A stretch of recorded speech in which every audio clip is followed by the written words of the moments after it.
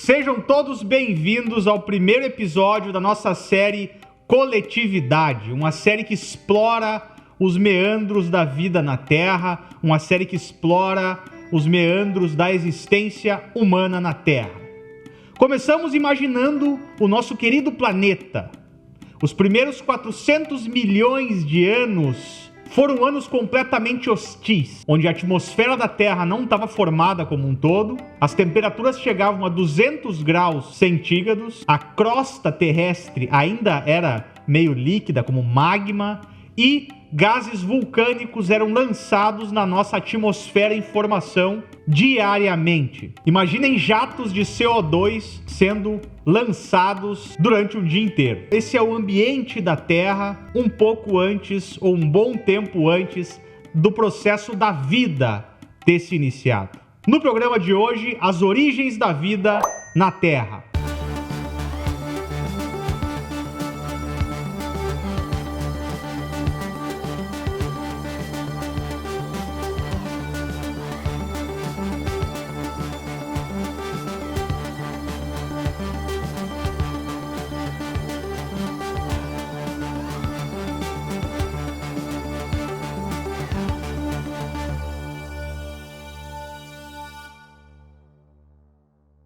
Conforme a Terra foi se esfriando, um ambiente distinto daquele inicial vai começar a se formar. A temperatura diminuiu e permitiu justamente o acúmulo de água, de água líquida mesmo já, na superfície da Terra. Elemento fundamental, esse provavelmente é a conjuntura mais fundamental para a existência da vida. Além disso, algumas moléculas orgânicas que já existiam no nosso sistema solar e foram lançadas a essa Terra inicial sofrem modificações, reações químicas, sobretudo em função da radiação ultravioleta que é lançada na superfície da Terra pelo Sol. Essas reações químicas vão gerar moléculas orgânicas mais complexas, compostas por carbono, por oxigênio, por hidrogênio, por nitrogênio e por enxofre. Esse é o início dos blocos que serviriam para a construção da vida no nosso planeta. Pensem, esses são os primeiros blocos de todas as espécies que nasceram. Esses são os blocos, são a base da nossa civilização. Um outro evento extremamente importante para o nascimento da vida na Terra e para o nascimento das coletividades na Terra foi o choque de um corpo celeste mais ou menos do tamanho de Marte.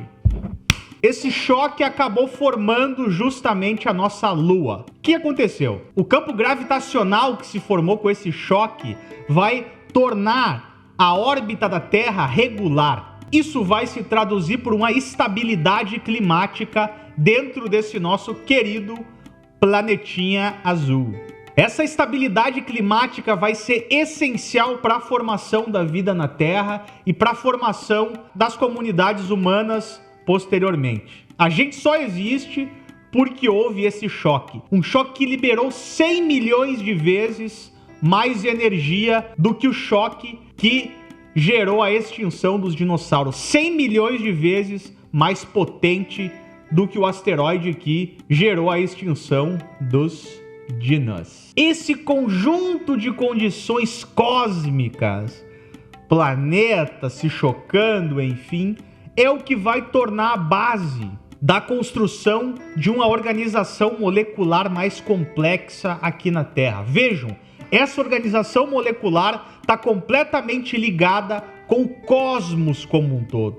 As moléculas dançando aqui na Terra, nesse oceano primitivo, tem relação direta com o que acontece com o ambiente geral do cosmos.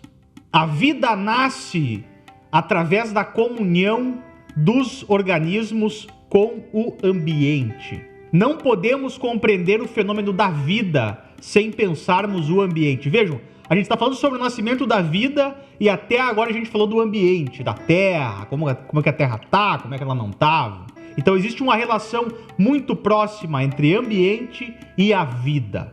Essa relação vai nos acompanhar até hoje, nas comunidades humanas organizadas em sociedades complexas.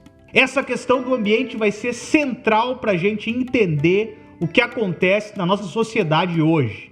Ainda não se sabe exatamente como que essas biomoléculas iniciais geraram a primeira célula viva, capaz de transmitir o seu DNA. Mas sabemos que todo o organismo na Terra deriva desse ancestral incomum.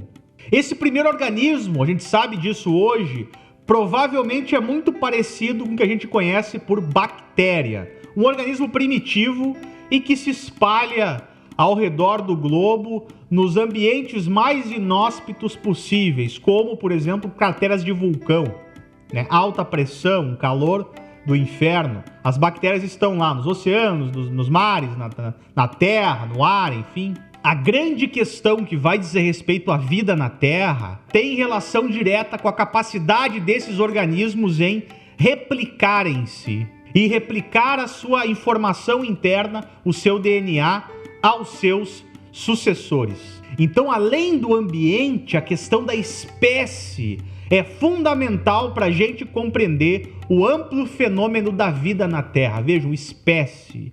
Aí nascem justamente as coletividades na Terra. Você conhece, por exemplo, algum animal ou algum vegetal, algum ser vivo de uma forma geral que não pertence a uma espécie?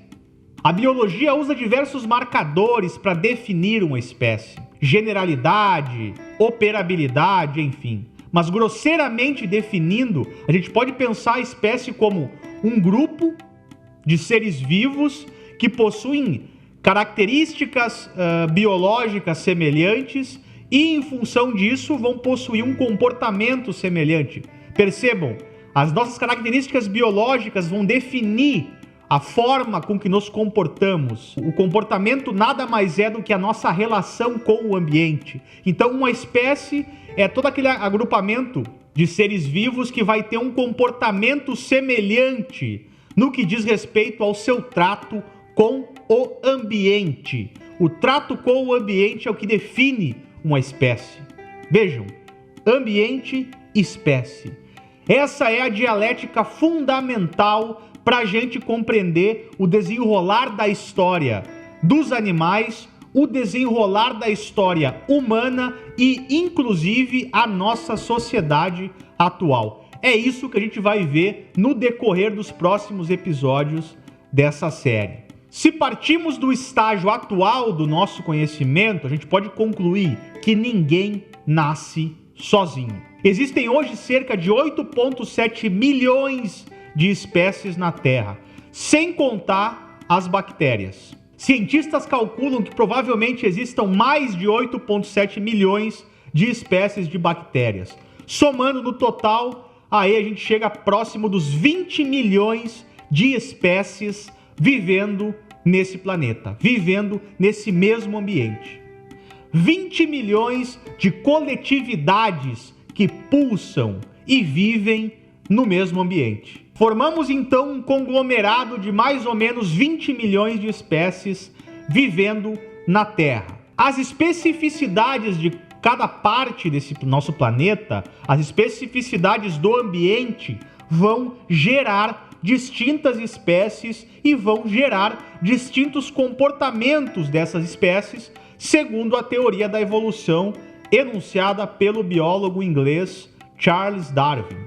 E essa dialética entre espécie e ambiente, entre coletividade e ambiente, como eu já disse, é o que vai embalar a própria história, inclusive a história humana.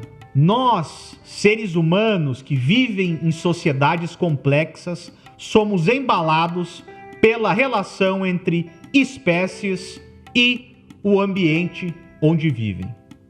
A espécie humana não está, então, desligada dessa dinâmica maior. Fiquem conosco para os próximos episódios da série Coletividade, que vai tentar criar, digamos assim, uma explicação a respeito de tudo que está aí. Por hoje era isso, até o próximo vídeo, falou! Na próxima semana, em Coletividade, a natureza nos dá exemplos da importância dos aspectos coletivos na organização das espécies. das comunidades bacterianas à complexa sociedade das hienas, o que a dialética entre ambiente e espécies tem a nos mostrar.